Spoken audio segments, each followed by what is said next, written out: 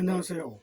마음의 신비 11장 몸숨 정리, 여기까지 해서 마음의 신비 제1권이 되겠습니다.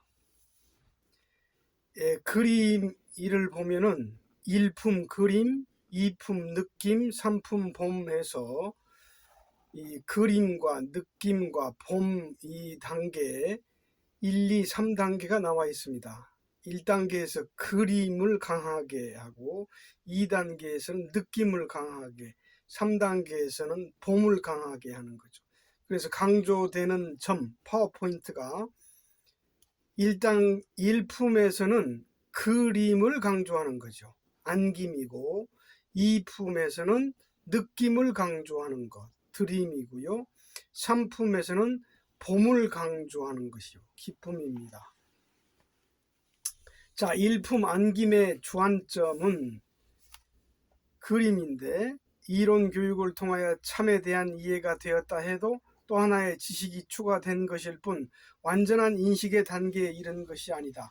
그래서 처음으로 수음에 임할 때 참의 품에 안겨 있다는 사실을 받아들이기가 쉽지 않은 것입니다. 그러므로 1품에서는 그림이라는 최초의 관문을 넘어서는데 많은 노력이 요구하게 됩니다. 안겨 있다는 생각을 하면서도 참이 실제로 존재하고 있는 것인지 도대체 어떤 것인지 도무지 가늠하기가 어려운 상태이므로 참의 품에 안겨 있다라고 하는 한 생각을 그리는 과정에서 어려움이 따르기 마련입니다. 그러나 지속적인 반복 효과는 마음의 기억 정보를 점진적으로 바꾸어 놓게 됩니다. 마음의 정보가 바뀌어지는 만큼 잘 그려지게 되고 그려진 만큼 느낌이 오게 되며 느낌이 상식화됨으로써 볼 수 있는 상태인 봄이라는 쉼을 얻게 됩니다. 앞서의 쉼에 대한 성분과 인위성에 대한 점유율을 고려해 볼 때 쉰다고 하는 것은 무엇을 쉰다고 하는 것인가요? 생각을 쉬는 것입니다. 쉼은 생각 없는 세계입니다. 이미 여러 차례 반복하여 강조한 바와 같이 매 품계마다 1단계 그림에서 2단계 느낌으로 갈 때는 항상 생각을 버려야 합니다. 또 버려야만이 느낌에 충실할 수 있으며 느낌만으로는 남아 있을 수 있게 됩니다. 그리고 쉼, 봄으로 넘어가기 위해서는 느낌마저도 버려야 합니다. 생각도 느낌도 남아있지 않은 쉼 속에서 쉴 수 있는 상태가 되면 자연스럽게 두뇌가 정리되기 때문에 비로소 깊은 안정에 들어설 수 있게 됩니다. 안정이 오면은 그 속에서 자연이 편안해지기 때문에 쉼이 가능해지므로 결국 생각을 쉬게 하는 것이 쉬는 것이 됩니다. 생각을 무엇이라고 했나요? 생각은 자에고입니다. 생각은 자아이므로 쉼은 자의식을 쉬는 것입니다. 자아를 쉰다는 것은 쉼 속에서 자아를 버린다는 의미의 버리는 쉼입니다. 자아를 쉬면 누가 쉼을 얻고 쉬게 되나요? 마음이 쉼을 얻고 쉬는 것이므로 편안하게 안거한다는 의미의 쉼입니다. 마음이 쉬게 되면 자동으로 가슴이 편안하게 바뀌어집니다. 사람의 정신 구조는 생각을 쉬게 하면 쉼, 고요, 천국으로 가게 되어 있으므로 생각을 쉴 수 있도록 해야 합니다. 이품 드림의 주안점은 파워포인트는 느낌이죠. 1품은 안김을 통해서 쉼을 얻지만 내용적으로는 아직까지는 그리는 정신 행위에 치중해야 하는 단계입니다. 그리는 것이 익숙해지면 상식화되어 숨 자리를 잡은 것이므로 지체하지 말고 2품으로 넘어가서 느낌을 강조하는 드림 쉼에 들어가야 합니다.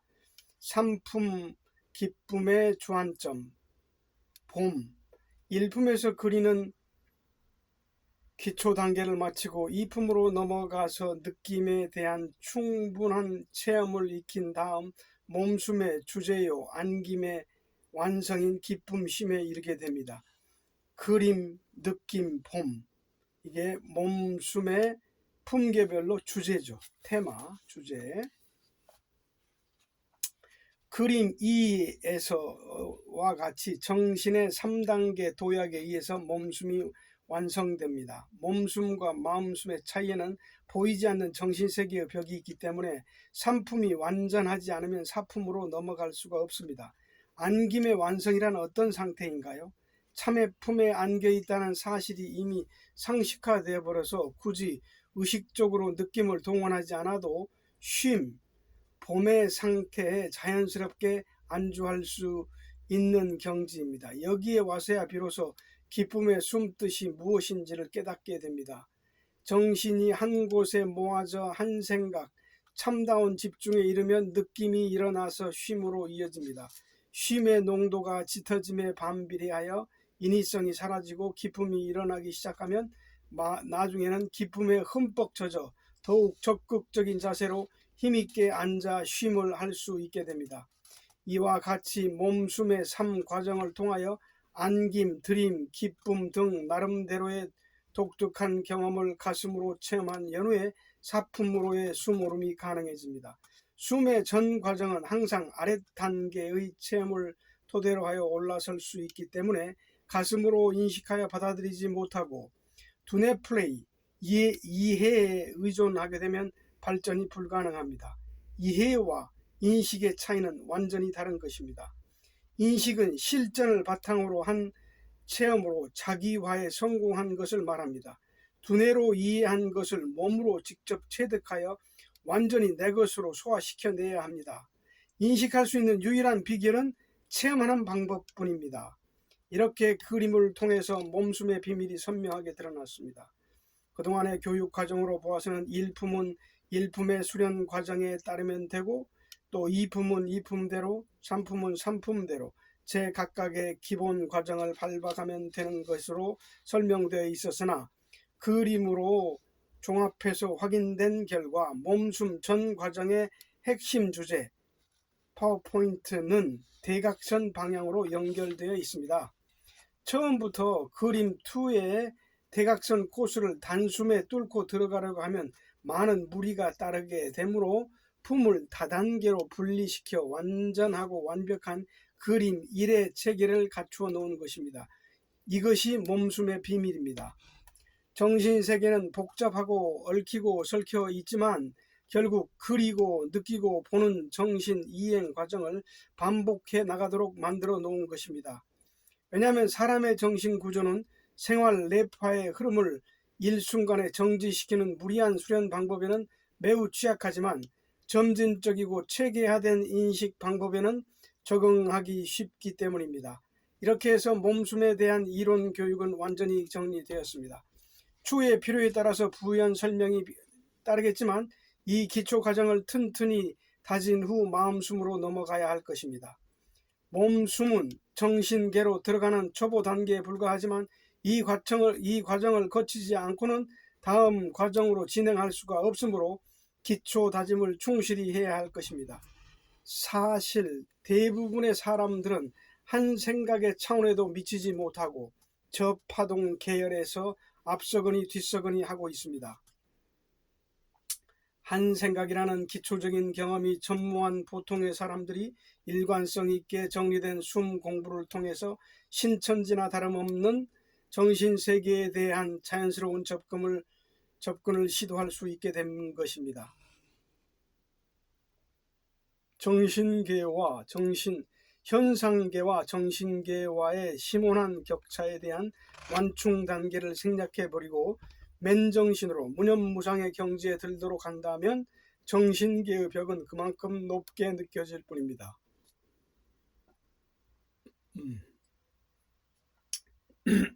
죄송합니다. 정신의 순발력에 의존하는 도약 방법에는 한계가 있는 것입니다. 그래서 대중이 부담 없이 참여할 수 있도록 한계점을 끌어내려 수년이 들어설 수 있는 정교한 수행 과정을 만들어 놓은 것입니다. 또한 수행 중 실수로 정상 궤도를 이탈하게 되는 것을 방지하기 위한 안전 조치로서 난해한 정신계의 취약점, 그 함정을 보강하였습니다. 유식과 무식, 숨마당에서 기준하는 무식의 척도는 자아의 유무에 있습니다. 자아의 정체는 생각이라는 정신적 생명입니다. 자아가 있으면 무식자요, 없으면 유식자입니다. 자아는 저 스스로의 생각으로 세상에서 가장 현명하다고 여기지만 무식의 화려함은 지구상에서 따라올 적자가 없습니다. 자아는 근본도 없는 흉물일 뿐입니다. 사회 대중 속 어느 분야에 몸담고 있든지 간에 최고의 고수, 엘리트라고 할 수 있는 사람은 이미 자신의 일 속에서 일을 벌인 초월한 경지에 이른 사람입니다. 그림을 그리든 시를 쓰든 대한민국 초인류 베테랑급이나 세계 최고의 베테랑급들은 자기들이 미처 모르는 사이에 이미 자아의 깊은 늪을 탈출하기 시작합니다. 자로부터 탈출이 시작되어야만 세계적인 인물로 성장할 수가 있습니다. 자아의 늪에서 허덕이는 무식함을 가지고서는 매사에 완벽을 기할 수 없으며 사회 공익적 역할 또한 요원해 줄 수밖에 없습니다. 경영도 예외는 아닙니다. 우리 경제를 이끌어 나간다는 전국 경제인 연합회가 가장 고뇌하는 바는 자신들을 이끌어 나갈 만한 역량을 갖춘 경제 지도자가 없다는 점에 있습니다. 사실이 그렇습니다. 경제를 일으켜 놓은 사업가는 있으되 해안을 가지고 경제를 주체적으로 이끌어 갈 수 있는 실전 경영과 경제의 휴머니즘적 이상의 눈뜬 실력자는 찾아보기 어렵습니다. 사업 외적인 변수에 의존하여 외형만을 키워온 한국 경제 구조의 허약한 체질을 굳이 들춰내지 않더라도 이미 다 드러나 있는 상태입니다. 또한 우수한 인적 자원의 참여를 배척하는 고질적인 인맥 중심의 족볼 경영 체제에서 신속히 벗어나기 위해서는 명실상부한 실력자, 엘리트 위주의 전격적인 세대 교체가 이루어져야 합니다. 전문 경영인 세대를 말하는 겁니다. 전 세계는 지금 엄청난 수준으로 밝아져 있습니다. 일례로 요즘에 등장한 글로벌 패러독스라고 하는 경제 이론을 들 수가 있습니다.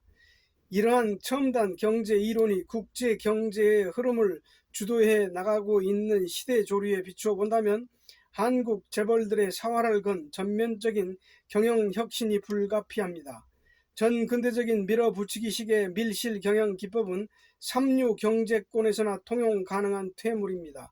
관주도의 정치 경제적 연대 상황에서 역대 정권의 음적 양적 비호화에 채산성 좋은 사업만을 독식해온 연약한 체질이 개선되지 않고서는 신속히 전개되는 개방경제체제의 파고와 맞대응하기가 어렵습니다. 정치 면에서도 무인치하의 어두운 헌정사에서 깨어 있었던 인물들의 민주항쟁 이력을 살펴보면 많은 아쉬움이 남습니다. 지금 이 시대의 정치 전면에서 과거에 민주화 투쟁 경력을 앞세우고 있는 정치인들이 과연 그 역할에 부족함이 없었다고 자평할 수 있을 것인가요? 정의감과 혈기를 앞세우기보다 지성적인 관점에서 흐트러짐 없이 독재에 반대해온 대표적인 인물로는 다석 유영모 옹과 함석헌 옹을 꼽을 수 있을 것입니다. 이의 인물들을 지성을 갖춘 민주투사의 대열에 올려놓는다면 과장된 평가가 될 것입니다. 지성과 인격이 깨끗한 인물들이 국가 지도층의 주류를 이루고 있을 때 국민의 뜻이 구심점을 갖게 됩니다. 국민의 뜻이 규합되어질 때 각자가 기대 이상의 역량을 발휘할 수가 있습니다. 특히 우리 한국인의 모호한 정서적 특징의 하나인 무소신주의는 윗사람이 간다면 나도 따라간다는 식의 해바라기성 처세술을 투명하게 보여줍니다. 이러한 국민적 성향으로 보아서도 한국인을 다스릴 수 있는 유일한 방법은 지도층이 솔선하여 자정의지를 실천하는 것뿐입니다. 지도층이 깨끗해지면 국민들도 자연히 깨끗해집니다. 역설적으로 말한다면 이렇게 여리고 순박한 국민성을 극렬하게 악용한 무식한 세력들이 나라를 이렇게 망쳐놓은 것입니다. 이를 다른 관점에서 본다면 매국 행위에 버금가는 정신적인 범법 행위로 역사의 준엄한 심판을 면치 못할 것입니다. 어찌 보면 노골적으로 손가락질을 받아가며 매국 행위를 한 이완용보다도 추악한 집단이라고 할 수 있습니다. 물론 그동안 나름대로의 소신을 가지고 정치 독재에 반대한 지사들이 많이 있었습니다. 그러나 악법에 의해 참변을 당하는 과정에서 무모한 저항이라는 한계에 부딪혀 어쩔 수 없이 시대의 흐름에 묻혀갈 수밖에 없었던 것이 우리 현대사의 아픔입니다. 모든 원인들이 무식의 소치입니다. 무식을 면해야 아집을 넘어서서 현실을 바로 볼 수 있게 됩니다. 무식을 면하면 자본력이 떨어지고 기술 경쟁력이 낙후되었다 해도 세계를 상대로 경쟁해 갈 수 있습니다. 무식을 면하는 최상의 지름길은 마음 공부가 열어줄 것입니다. 지식의 한계는 무식이지만 지혜는 무식이 없습니다.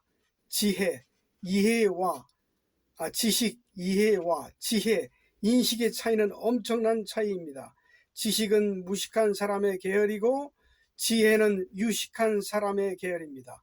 사람은 지혜로서 자신의 인생을 도모할 수 있어야 합니다. 과정 속에 숨은 뜻, 오늘이라는 조건의 집합 A, 내일이라는 조건의 집합 희망 B. 자, 우리들 각자에게 연루되어 있는 현재의 입체적인 상황이 오늘이라는 조건입니다. 오늘이라는 조건의 집합이고 내일은 내일이라는 조건의 집합 희망입니다.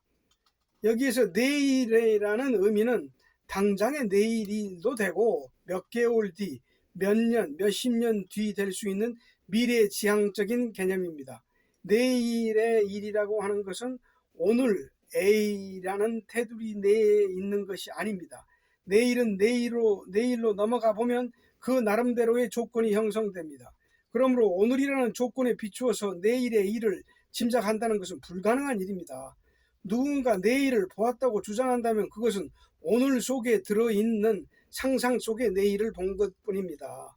사람은 자신이 모르는 것을 제외하고는 다 압니다.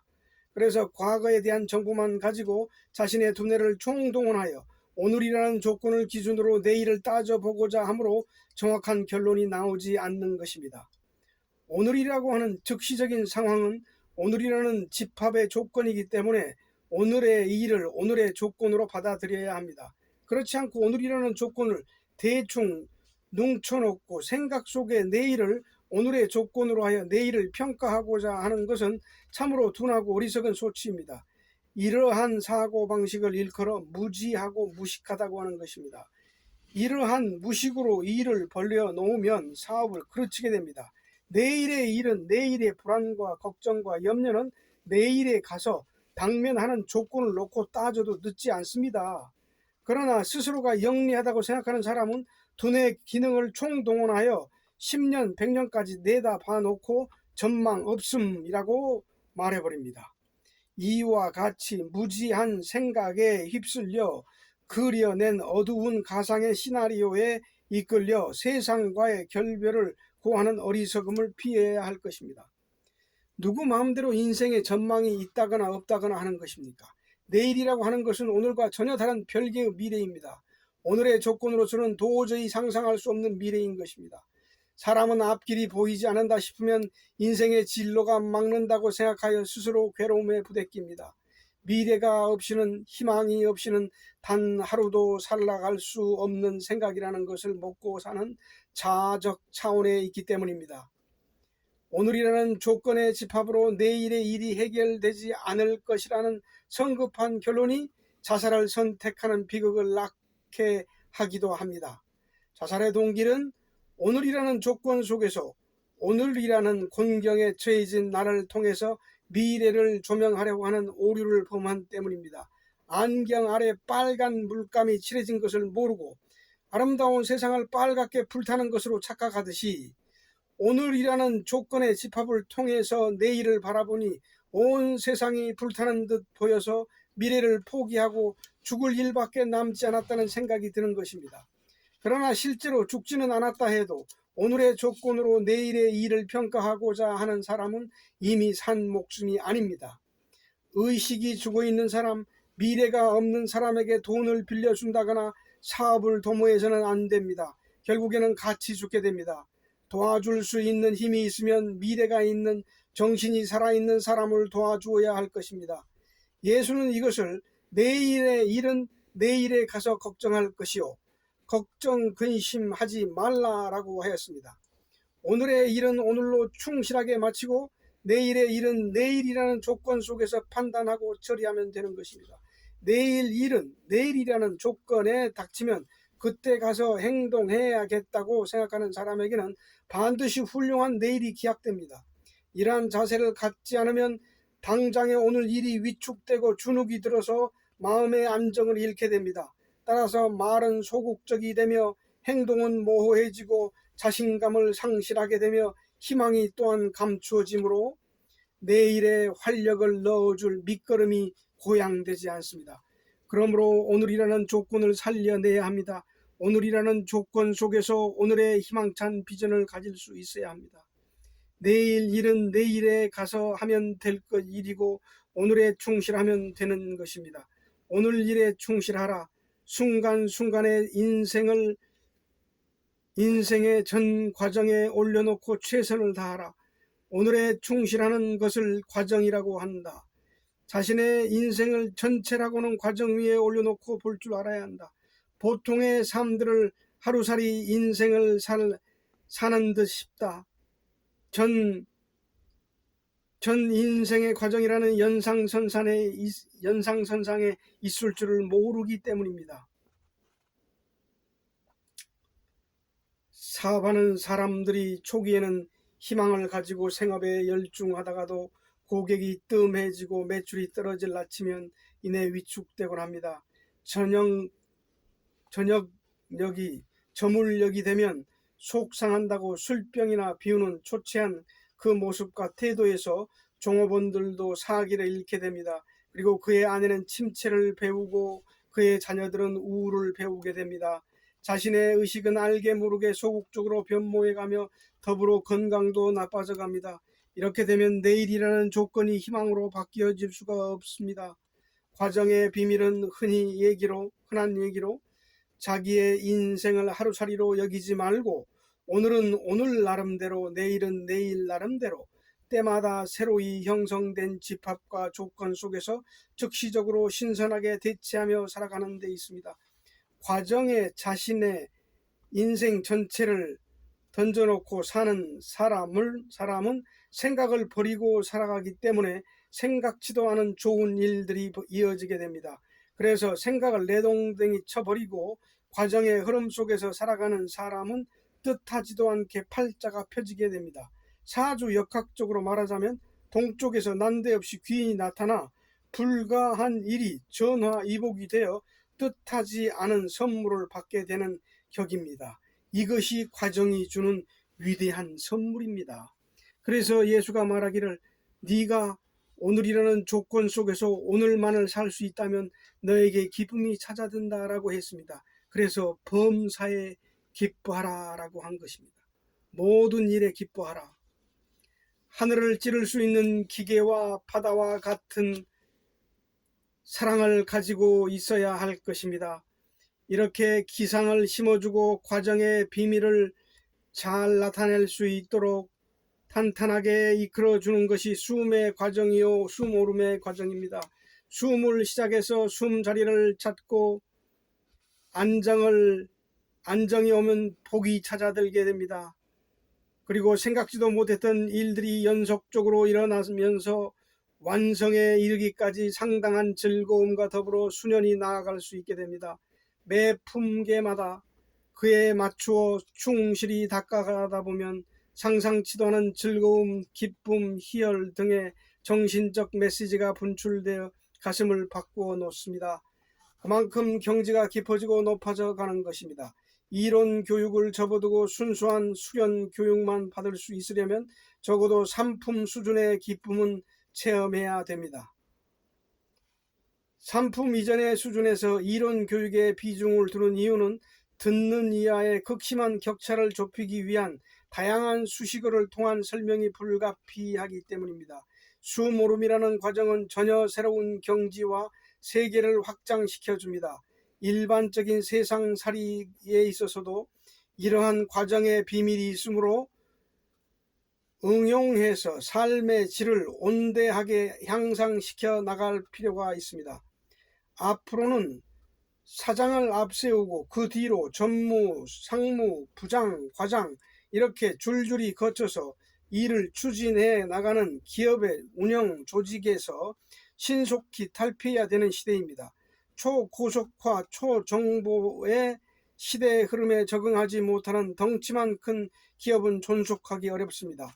모든 사업이 어느 한 가지 목표를 두고 초현대적 흐름에 기민하게 대처하며 나름대로의 노하우를 축적하다 보면은 연쇄 반응적 과정의 비밀이 움트기 시작합니다. 그러나 그런 과정의 흐름을 파악할 수 있는 통찰력이 부족함으로 인해 전체의 구도가 눈에 보이지 않으므로 좌절하거나 하는 불행한 사건이 발생되는 것입니다.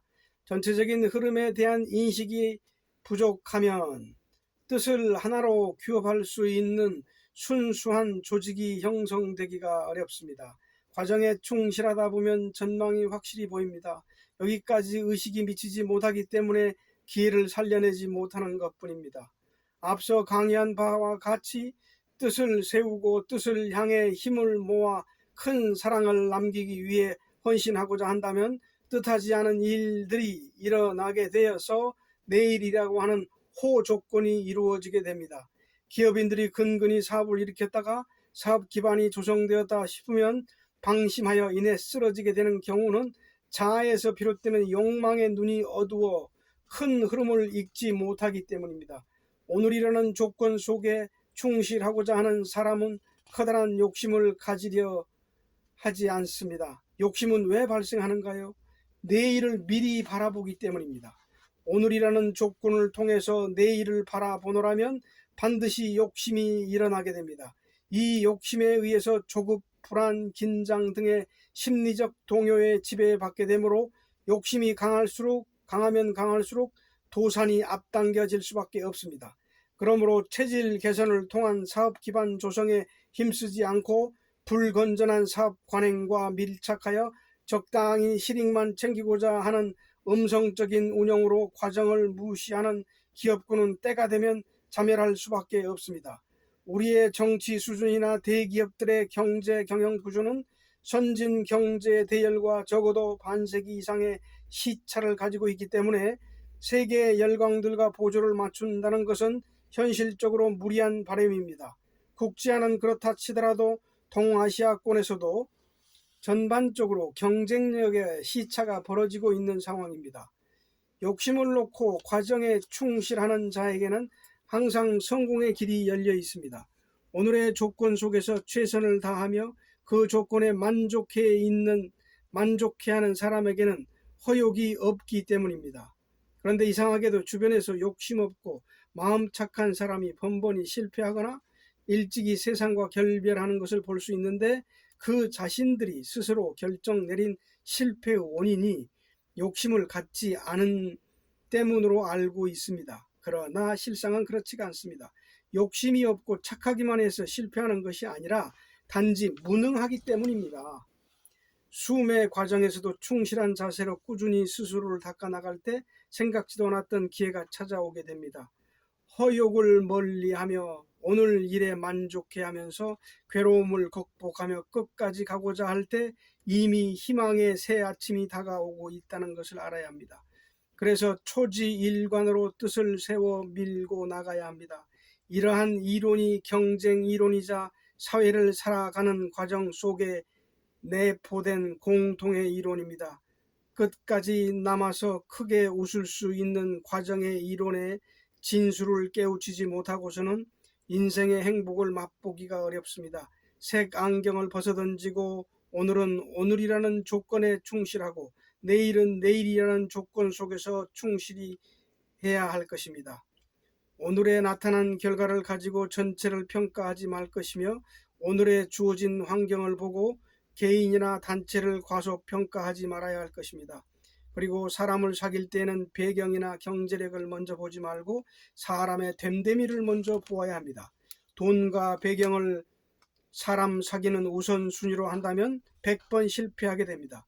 됨됨이가 되어 있는 사람은 세월이 지난 뒤 나름대로의 세운 뜻을 이루고 성장하여 있겠지만 돈만을 쫓아다니는 사람들은 모든 것을 잃고 외톨이가 됩니다. 사람은 누가 뭐라 해도 건실해야 됩니다.